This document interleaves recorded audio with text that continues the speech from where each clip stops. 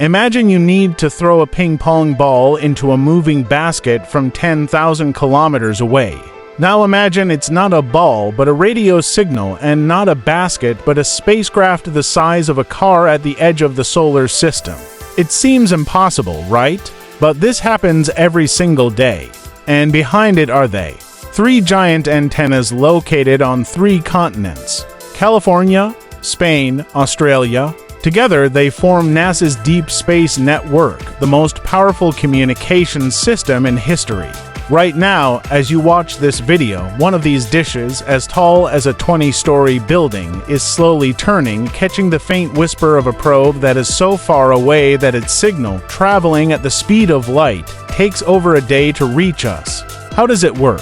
It's simple and genius. Because the Earth rotates, one antenna inevitably loses contact with a spacecraft when it dips below the horizon.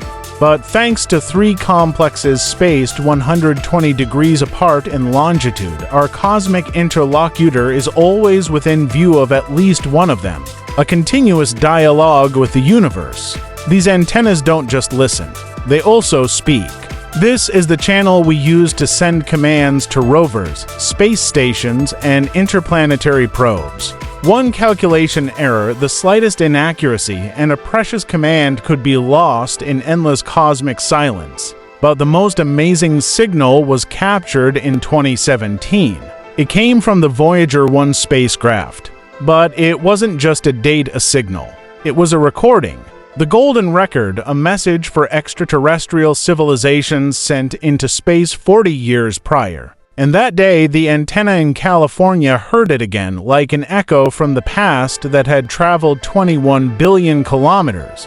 It was the farthest and weakest signal ever received by humanity.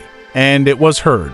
The next time you look up at the night sky, remember, somewhere out there in the desert silence, 3 giant ears are listening intently, catching the whispers of our messengers in the great cosmic void. If you had one chance to send a message to the stars, what would you say? Write it in the comments.